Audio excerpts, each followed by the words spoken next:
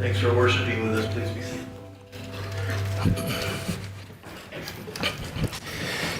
Good morning, everybody. How you doing? Awesome. Glad you're here, you guys. We'll try that again. Okay, while they get that, Kirby, take me way down, and then you can work on that, okay? I got a bunch of stuff I want to tell you about. First of all, if you haven't met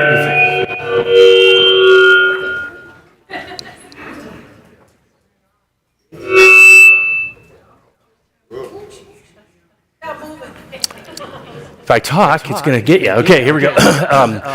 My name's David. I'm the lead pastor here at North Point. We got a bunch of stuff I want to tell you about, but if you're new, we're so glad about you guys being here. We thank you for coming. We know that you could be in 1,000 other places, and you chose to be with us, so we appreciate you just coming and worshiping with us and being with us. If you would help us, we'd love to connect with you a little bit more. The way to do that, there's two ways. One is, if you're in the room, there is a connection card in front of your chair. Grab that, fill that out, bring it over to Connection Point. And then also, or if you would prefer, you can text the word connect to 763-317-0866. That helps us get a connection with you, especially if you're online. We appreciate you guys and would love to have you do that. If we haven't connected with us as well, please use the connect. And you can text that word, okay? Couple things we want to do. I got a bunch of announcements. I want to get going. But one I really love, and that is we have life groups at our North Point, and it's one of the kind of the heartbeat of who we are and what we do. And part of the process is making more life groups so we have more room for people.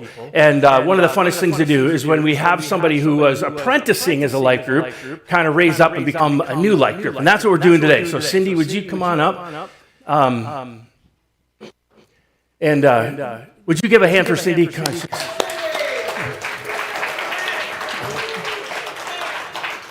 So Cindy's been part of Kevin's group, and so we call it an apprentice, and she goes through all the training and all the stuff, and it got to a point where she's starting her new group, right? And so your new group is going to be when and when? When and where? My group will be on Thursday morning at 9:00. Great. So if you're not a part of a life group and that sounds like a good time frame, I really encourage you to get involved and try it out. It'll be here at the church. Yep. So we want to pray for her, and so would you join me? Father, we just thank you for what you're doing in our midst. We thank you for just the way that you're making more disciples and all that, and seeing people come to Christ and seeing people come to leadership. God, we're excited about Cindy, and we ask that you would give her your blessing, that you would keep your hand upon her, that you would give her the gifts that she's going to need, and the leadership and the patience and all of that. We ask, God, that you would protect her, that you would not allow the enemy to get in there and disturb or whatever. We look forward to what you're going to do through Cindy. We ask this in Jesus' name. Amen. Thank you. Yeah. Couple of things also is we have family night coming up. We are doing Inside Out 2. That'll be the movie. And come out. The doors open at 5:30. The movie starts at 6. Invite your friends. It's going to be a lot of fun. It'll be on November 15th. And then also we have in our seminars, we have our growth track, which starts with Discover. And then we go to Foundations and those. We also have some other ones that kind of help. And so we have one called Having a One Starts With Me. Pastor Brandon is the one that leads that. That's coming up, and there we go. And it'll be on Sunday the 17th. It'll be after the second service. It's 90 minutes less. We actually provide lunch for you. So I would really encourage, if you haven't gone to this one, you really need to. If this is a way to reach more people, that God can use you to help somebody else come into the faith and just develop a relationship. And these are ways, Pastor Brandon does a great job telling you all kinds of ways on how to do that that doesn't make people nervous or mad or all those kind of things. If you want to join that, I encourage you to text the word 1 to 763-317-0866 so we know that you're coming, and I encourage you to join in that. Two things also that are coming up. One, which I have a slide for, is the Thanksgiving dinner. Because we went to 2 services, we used to do Thanksgiving dinner on Sunday right after service. We can't do that anymore. So what we decided is we're going to do our Thanksgiving dinner on November 25th. That's the Sunday before Thanksgiving, and we'll do it it here at 5:30 to 7. We would love to have you come out. Cindy's kind of leading that. So if you want to help cook, I'm sure she has things you could help her with. But this is a great opportunity to invite friends and just have a good time together and be thankful and all that. So I wanted to make you aware of that. That'll be a lot of fun. And then also what's not up there is we are going to be putting together Thanksgiving dinner boxes. And we did this last year. There's a turkey in there and all kinds of items that are in there for people. So two things. One is if you are willing to donate some of that, so with green beans and turkey and all that, and various other things, that would be super helpful. Also, if you know somebody or if you need one, so two things. We want to start with our church family. If you need a box or if you know somebody that you would like to bless with one, let me know, and we'll get you on the list and make sure that you get one, okay? We don't have a lot of time for this, so I appreciate you kind of kicking in there and getting that going, okay? All right. Now, we are in a part 2 of a 4-part message series, which I called Money Works. And what we're doing is we're discussing how we can manage our resources and that in a way that honors God and also that helps us live financially free and be the head and not the tail and those kind of things. Now, if you missed last week, we kind of laid down the foundation, and I talked about 3 really big ideas. And I'm going to remind you of them. So the first big idea that we talked about, and if you can get these down, I think they'll help you. They're really super helpful once you get them working in your life. Here's number 1. First thing we said was that you are not a steward, you're an owner. Or excuse me, you're a steward, not the other way around. You are a steward, not an owner. And the reason for that's true for every single person, whether you're an atheist, whether you're a believer, and everything in between. The Bible tells us that every good thing that we have, that comes into the world and that we have, comes from God. And God gives us those things so that we can use them for a little while. They're on loan to us from God. And we know that we're stewards and not owners because when someone passes and goes to the other side of eternity, they have to leave it all here. Somebody else gets to use it when you leave. We're not really owners of any of it. We are stewards of it, a steward, a manager, but we don't own it. So it's better to understand and live that way because that's just truth. And this truth will help you be a better financial manager when you look at whatever God puts in your hands and you look at it and say, this is not mine, this is mine to do, to steward in a way that would honor God, take care of my family, and all those kind of things. So that's the first one. The second big idea we talked about is that where your treasure is, your heart follows. Jesus taught us that, and not a lot of times we think it's the other way around, that where our heart goes, our money follows. And there's, I guess, some truth to that. But ultimately, whenever you choose to invest your time and you invest your money, your heart is going to follow that. Whatever you invest money in, whatever you invest time in, becomes important to you. You begin to care about that. It becomes something that begins to matter. So be careful how you spend your resources. Because once you invest your time, once you invest money, that thing, whatever it is going to start shaping your life. Wise people understand that they invest, that it's important to choose to invest their resources in values that they really believe and want to promote in their life.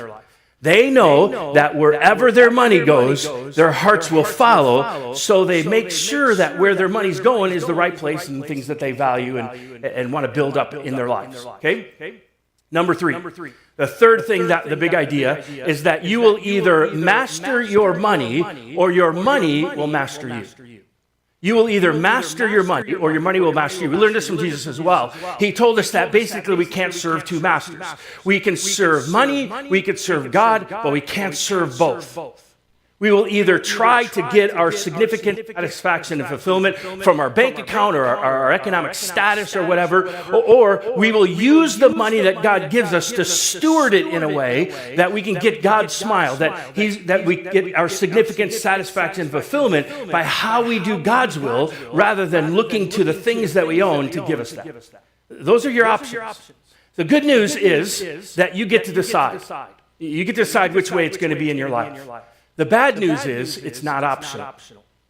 that you will choose one or the other. You will choose that money is going to be the thing that's going to give you significant satisfaction and fulfillment, or you're going to choose that good stewardship and following God is going to give you significant satisfaction and fulfillment. You'll choose one of them. Those are the big ideas. Now, what I want to do today is I want to talk about the financial stress, and specifically the stress that comes from debt. It's tough. Stress, they say, you look on Google or whatever, stress, they say it's either good or bad. But in this case, stress is bad. That's what we're talking about. Stress is bad.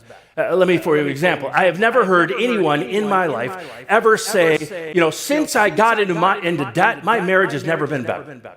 Never heard that. Before, we didn't have any payments and we fought all the time. But now that we have payments, we never fight. Never heard that before.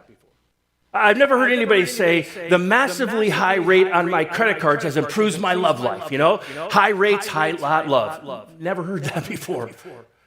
I've never heard anybody say, every night when I go to bed, I thank God for my debt.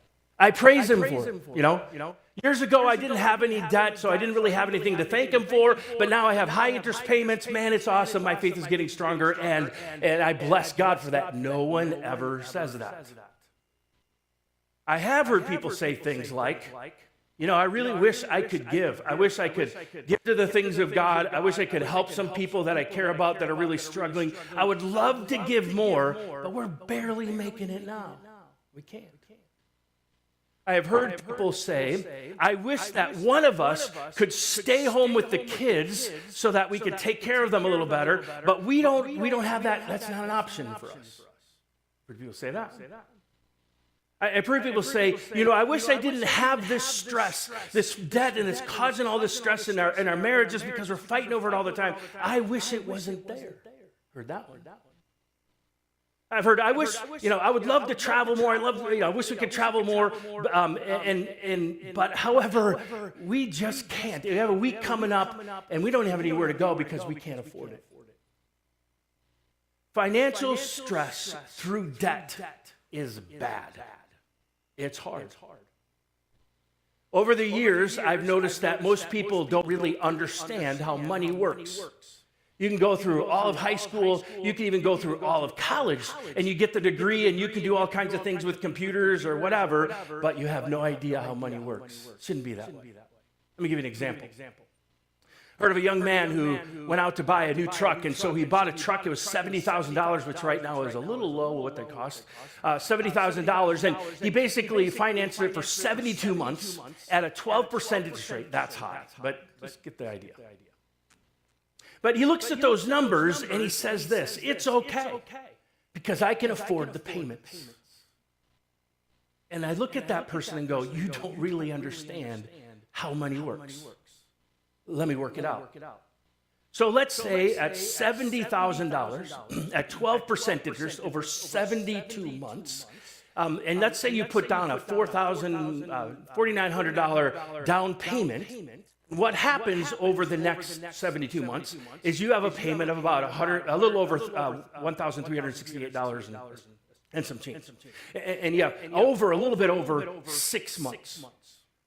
And you look at that and you think the truck actually cost me $70,000, but that's not true. What that truck actually cost him at the end of 6 months is $108,000. And that doesn't include the tabs, the taxes, the maintenance, oil changes and tire changes and brakes. It doesn't cover any of that. Now it gets worse. Let's fast forward. Fast forward about 6 years or so, and let's say the guy was faithful and he paid him and he paid it all off. 6 years later, he's gotten maybe 100,000 miles on it or something. How much do you think that truck is worth now? Let's be generous.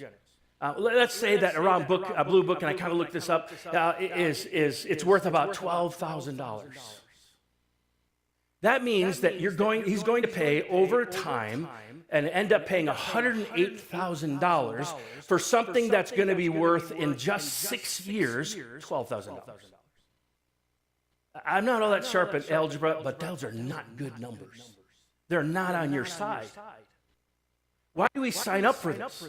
Well, I don't know, but there's probably several reasons. One is we want to keep up with the Joneses so that everybody thinks we're something, so we got to drive that car or that truck or whatever. Or perhaps, maybe, we really don't understand how money works. Let's be honest, this is a really difficult subject. And we've all made mistakes. I've made more of them than I care to remember. The stuff I'm going to share with you, I wish I would have learned it, 20, 30 years ago. I'd be a millionaire right now. So would you. Let's just kind of face the facts. Let's put our heads together and pretend that this isn't happening, okay? We're serving a loving God, and He's not silent about money. He wants us to understand. He wants us to help us know how money works so that we can, and there's places in the New Testament, Old Testament, it says, He wants us to be the head, not the tail. I'll explain that in just a second. So let me show you one place. One place is in Proverbs. Proverbs is a collection of wise statements. It's called the wisdom literature in the Scriptures. And so the wisdom literature is basically God telling us things so that we would be wise, not ignorant, or not foolish. It's not primarily about right and wrong, that's in there, but it's more like these are best practices. If you want life to work well, follow these things. Don't be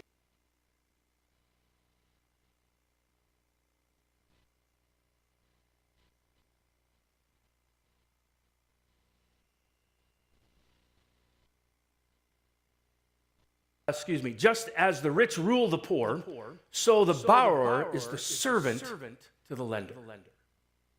Now I want you to notice this Proverbs doesn't say that debt is evil. It doesn't say that. It simply wants us to understand how money works. When you choose to go into debt, you need to know that you're agreeing into a situation, into a new relationship with the lender where you're the servant of them. Or some English translations actually use for that servant, they call it a slave to the lender. So what we owe basically means that now some of our life is owned by the lender. And that's true because now you have to go to work and you have to spend some time getting that money so that you can pay them. You're working for them, not just for yourself. I believe with all my heart that God wants something better for His kids. That He wants us to live in financial peace and not financial stress. So imagine for a moment. What would it be like if right now you are free financially? You didn't have the financial stress I just talked about. Imagine if something breaks and you don't freak out because you have handled your money in such a way that you go to your emergency fund and you pay it off and you're done and you continue life. What would that be like? Imagine if you wanted to buy something, what would you do? You could literally get out and pay cash for it. No payments over time or interest. Why? Because you earned as much as you could and you saved as much as you could. And now you have a resource to pull from and you don't have to use the credit card. What would that be like? Imagine if someone you know is in need.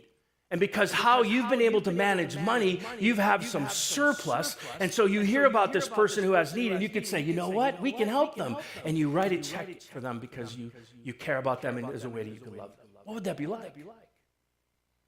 Let's say you have a week of vacation. And you have one big problem. And the big problem is, where do we go?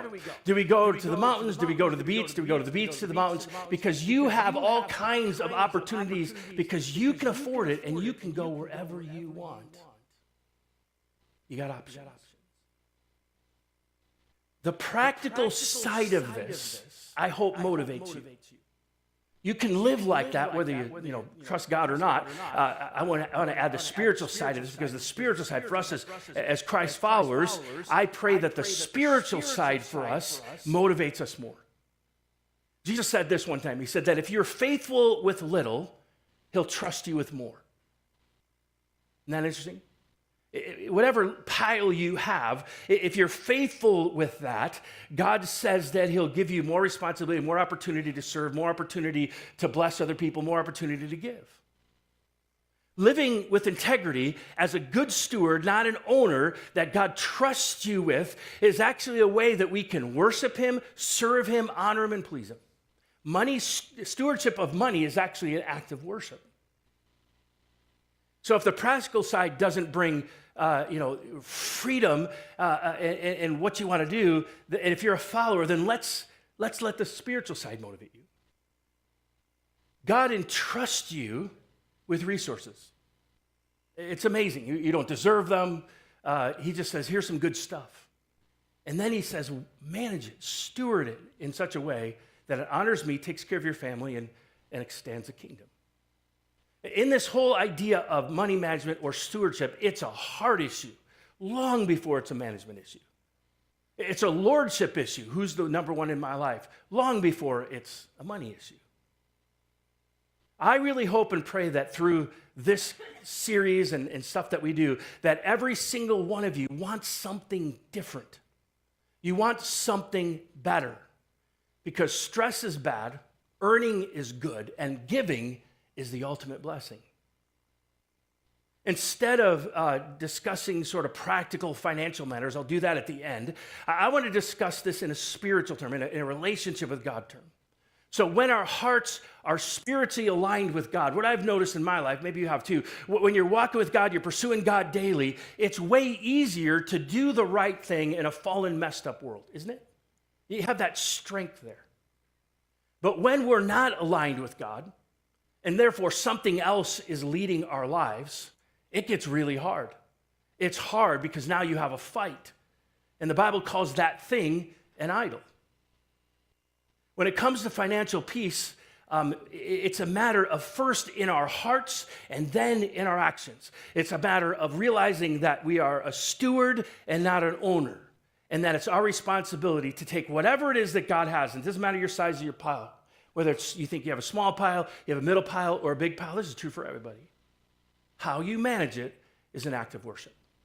So, what I want to do is I want to suggest that you make 3 prayers, okay? We're a Pray First church, and so I encourage you that as you're praying, whether daily, maybe you need that right now, or maybe even weekly or whatever, that you would make these three prayers part of what you're praying, okay? So first of all, number 1, the first prayer I encourage you to pray is, God, give me self-control. Give me self-control. Why is this important? Let me show you. Again, let's go back to the wisdom literature. Proverbs 25:28. This is what it says. Remember, this is best practices. A person without self-control is like a city with broken down walls. Now, back then, the city walls were there for protection. They were there, the walls, if they're broken down, you're in danger of being attacked, you're in danger of being overrun, you're in danger of being ransacked, your enemy can come in and steal stuff for you. Self-control, Proverbs says, is like those walls. When they're up, you're protected. Self-control protects your life. When my kids were younger, self-control is actually one of the fruits of the Spirit, and I took all those, and I gave a definition to them, in a way that my kids could understand, and we began to teach them. And they didn't remember all of them, but they remember this one. This is one of them. Patience is another one. That's a whole other issue. But this is how I defined it so they can grasp it. Self-control is doing what's right even when you don't feel like it. That's pretty good. Self-control is doing the right thing even when you don't feel like it. Perhaps the problem with self-control is that every one of us, no matter how old you are, you have a 2-year-old inside you. You know the kid I'm talking about, right? We've all seen that kid, that 2-year-old kid who goes to the grocery store and suddenly they see the candy bar, and they drive mom crazy. I want it, you got to get it to me, I want it, I want it now, that kind of thing. That's the 2-year-old kid. And the difference between an actual biological 2-year-old kid and the 2-year-old kid that lives in adults is that adults have the means to get what the 2-year-old's crying for. And that's dangerous. We need to lock that kid up. We need to discipline that little kid. We need to make sure that little kid doesn't ruin our lives. And the way to do that is you do it through self-control, doing what's right even when you don't feel like it. In this way, some people nickel and dime themselves into debt. A little bit here, a little bit there, and oh my gosh, they're in debt. Other people basically go out and do just big, giant purchases, and suddenly, wham, they're in there, right? Either way, all that is about is feeding that little inner child. We need self-control. And God's in the business of helping us get that. So I want to encourage you to pray. God, give me self-control. I want you all to say that. Ready? God, give me self-control. You have to get that little kid under control. So you have to get that kid. You have to be able to say no to that little kid. Everybody say no. So now you can do it. No excuses. I know you can say no. So we're going to learn to say no for a little while so that we can say yes for the rest of our lives. I don't want you to miss that. So what I'm saying, maybe this is what you came for. Maybe for you, this is it. This is the thing that you really needed. This is going to unlock everything. What I'm saying is that what we're going to do is we're going to use self-control, and we're going to be able to say no for a little while so that we can say yes for the rest of our lives. I don't know how this is going to play out for you. You know, maybe you're somebody who likes to get their nails done, and you get them done, I don't know, every week. You know, you're going to say no to getting them done every week. You know, I know I'm meddling. I get that. I'm going to do a little bit more, so just hang on. You know, ladies, I think about this, and obviously I don't get it, but I've never heard a guy say, dude, did you see those set of nails? You know, wow, I wonder if they're real or fake. No one ever says that. Now, I also know, because I'm old enough, that you don't really get your nails done to impress dudes, do you? Nope. You do it because you're in competition with your friends. And I'm thinking, that's worse. You know, why are we in competition for that? When it comes to the stress of doubt, self-control will help us to say no for a little while so that we can say yes for the rest of our lives. Let me flip it so we're even. Some of you guys like to play golf. Maybe you're playing golf 2 times a week. And it's expensive if you ever do that. And maybe now you need to say, no, we're not going to play a couple times a week. I'm going to play a couple times a month. Maybe we're going to learn to say no to $7 coffee for a while. Your 12-year-old is demanding an iPhone. I get it. I love the iPhone. I know where you live, you know, and I know in the culture it's considered child abuse not to give your child an iPhone. I get it. That's crazy. But what we're going to do is we're going to say no for a little while so that we can say yes for the rest of our lives. I want a brand new car. You know, I love that brand new smell. I get it, but you can't afford it. You're not going to spend, you know, $108,000. What we're going to do is we're going to say no and maybe get some spray in the car that works really good, but not new, so you can have that and whatever. God, give us self-control. Let me tell you our story. Melody and I were really blessed in our about 5-year or 10-year mark, I can't remember. In our marriage, we discovered the Dave Ramsey in the Financial Peace University. And so how he says it this way. If you live like no one else, then one day you can give like no one else. Love that. He also taught this thing that we all need, an emergency fund. And then he talked about if you're in debt, use the debt snowball. These are all really helpful tools and great ideas. And I'm not going to talk a lot about them because you can Google them and find out, and you can just get involved. You don't have to even pay the money. What we're doing, so for us, when we planted the church, we had very little income. And we were definitely living below the poverty line. We chose that. It was part of what we wanted to do to get this thing. But what we did was not wise, is that during that time, we decided to live off our credit cards because the only thing we could do. We had 2 little kids, and we were barely making it, but we were trying to get the church off the ground. As a result of that, we had well over $20,000 in credit card debts. And so using Dave Ramsey's idea and God's grace, and we could tell you stories about how God helped, you know, step in that we never saw we would, we were able to get out of debt. We were able to get the emergency fund going.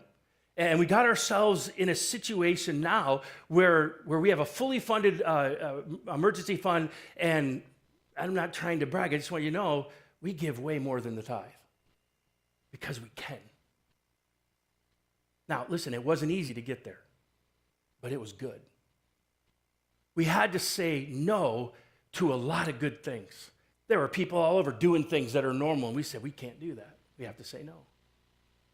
I'm not sharing this to make myself look good, because if you have any idea how we've done this, I've made more mistakes than I want to ever remember. all I want you to know is that it takes self-control.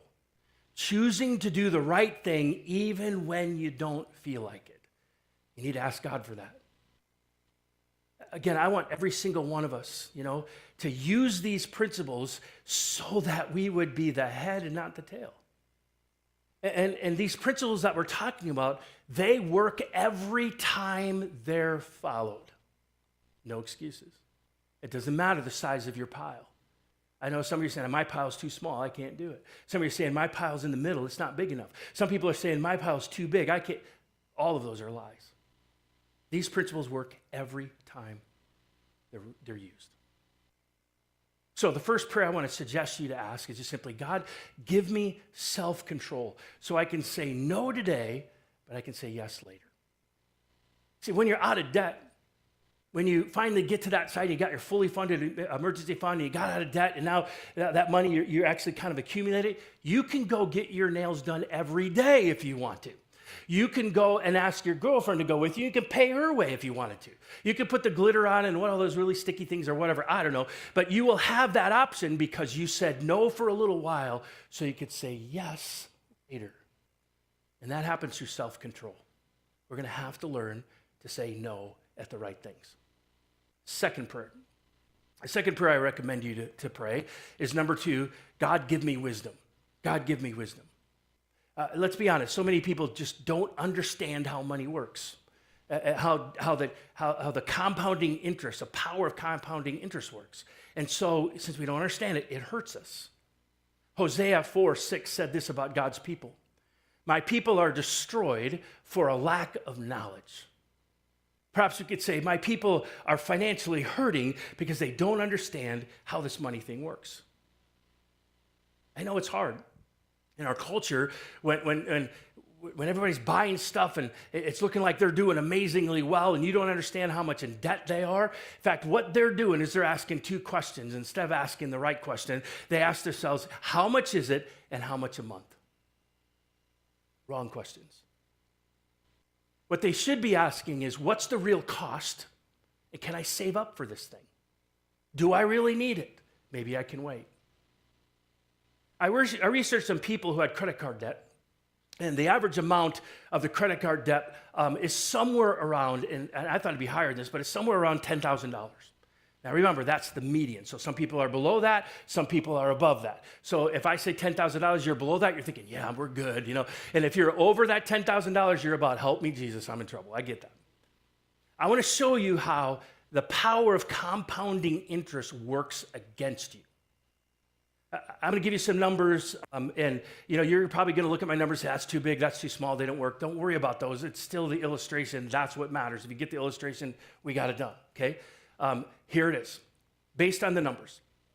Let's say that you owe $10,000, and you pay $250 a month for 24% interest. That's a credit card, but we're going to just use it whatever. Then what I've calculated is if you do that, it'll take you just over 6 years to pay it off. So 6 years to pay off the $10,000, and then at the end of that 6 years, or somewhere a little bit, couple months more, you'll have paid $10,318 in interest. You hear that? Let that settle in. You basically chose to purchase $10,000 worth of stuff for $20,000. You got to know how this stuff works. Now, that's assuming, by the way, that you don't add any debt in those 6 years. Then the thing blows up even more. This is just understanding. This is how the power of compounding interest works against you. Let's flip it. Let's say that you have no credit card debt. Way to go. Good job. And let's say you actually have $10,000 to invest. That's cool. Just imagine it for me. Some of you might be struggling, but you have $10,000. And imagine that you didn't add anything else to that $10,000. You just took that $10,000 and you invested it in a 10% interest rate, a little high, but I like the numbers. And you just basically take that $10,000, leave it in the investment for 40 years. One time, never pay any more interest, never pay anything else in it. At the end of those 40 years, when you're 50 years old, you would have $537,000. Do you think your life would be a little better when you got to 50? One more thing. Let's say if you took that $10,000, and since you don't have that credit card payment of $250, you actually add that $250 to that amount every year for that 40 years, and at 10% interest. Do you know how much money you'd have? It's crazy. You'd have over $2 million.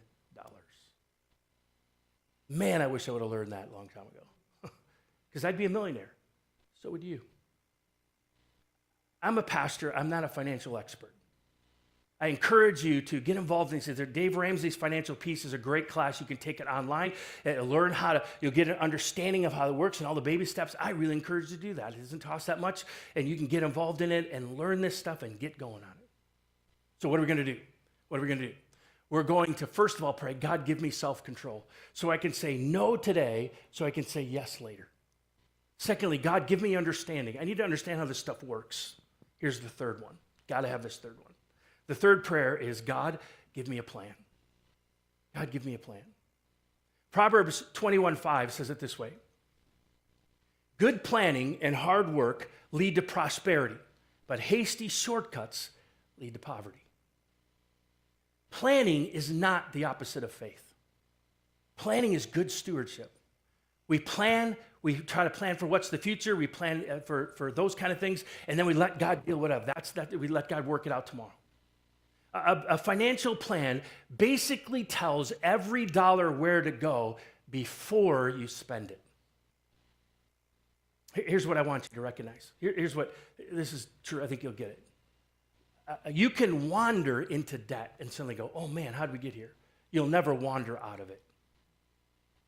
You can make a mistake and get into debt, but you will never mistake your way out of it. We need a plan. Creating a plan is spiritual, it's scriptural, it's good stewardship. The plans of a diligent lead to profit. Your plan needs to have a couple of things, okay? First of all, you need an emergency fund. I like how Dave Ramsey does it. He says that's step number one. Why? Because we live in a fallen world of fallen things, and fallen things are going to happen. And it's just going to happen. Just because you're a believer, that doesn't mean you get to sidestep that. Things wear out, things break. And so what you want to do is you want to get enough in there in your emergency plan so when it happens, you don't pull out the credit card, you're able to pay it off. Now, he suggests somewhere, depending on your income, anywhere from $500 to $1,000. Just get it as fast as you can. If you can just get something in there, get something in there. Sell something, sell everything, sell the kids if they're acting up, whatever. We're going to get another job. You need that emergency fund because you will always continue to go down without it. Because something unexpected is going to break. So that's the first step. Secondly, you'll need to create a budget. Now, in my household, Melody, she hates that word, budget. So in our family, we call it a spending plan. She likes that better. Not bad. They're the same. A spending plan basically pre-decides, this is the key, where every dollar goes before you spend it. That's the key. The easiest way to do this is to create a monthly budget. There's all kinds of ways you can do it, all kinds of different things. It will include all your income, and then you take all your expected expenses for that month, and you take the income minus the expenses, and at the bottom, you should get to zero. Nothing should be left there because you've pre-decided those paychecks come in, this is how you're going to spend it. And then you work that plan. 3, second thing you're going to need, if you're in credit card debt, you're going to need to use the debt snowball. I don't know of any other better way to do it. I would encourage you you can Google that. You don't have to pay for it. You just look at it. It's all in there. It tells you how to do it. Begin to do that because I don't know any other way. And then you'll start to get that debt snowball rolls so you can pay it off and get that get it off your shoulders. The fourth thing after that you're going to need is you need to work at fully funding your emergency fund. You need to fully fund it. And it depends on different people. It depends on how fast you think you could get a job. Some people, I can get a job in a month. Great. So you should have all the expenses at least of a month, maybe 2, in your emergency fund. That's your full funded. Some of us would take maybe 1 to 6 months to get a new job. So that means that your fully funded emergency fund needs to have the expenses, not all the fund, just the expenses for that 3 to 6 months. And when you do that, you'll be surprised how the stress just goes off. You can imagine. Now, there are more steps, but these are really, really good to start with. So what are we going to do? Well, we're going to ask God for self-control so that we can say no for a little while so that we can say yes for the rest of our life. This is spiritual. This is good stewardship. Then we're going to say, God, give me understanding. Help me understand what I'm looking at, how my money works, Generally, I need to understand so that I can make it happen. I can understand how to manage it. And then third, God, give me a plan. You guys come on up. God, give me a plan. Give me a plan. I hope that everyone who considers North Point their home church is that they would learn to honor God and be a wise steward. That's my goal. Will it bring more money in the church? Probably. But that's not why I'm doing it. I want to see you guys be financially free. It's way more fun. It's a way more fun way to live. It's hard at first. It is hard. But you can get there. If you trust God, work the plan, and you will get there. And the financial stress that's bad will go away. Let me pray. Father, I thank you for who you are. I thank you that you are intimately involved in our lives, that you care about every part of us. In fact, God, I know that you want every part of our heart. We recognize that in this world, in this side of eternity, money matters, stuff matters. So we need it, and then we need to manage it well. I pray, God, for North Point Church, every single person that considers North Point their church home. I pray, God, that you would help us learn how to earn all we can, save all we can, and give all we can. I pray, God, that as we look at this stress, if it's there, I ask that you would give us self-control, that you give us understanding, and that you give us a plan so we can get out of it. It is possible to be debt-free. And I pray, God, that would happen all over this congregation. We'll give you the glory and the honor. In Jesus' name, amen.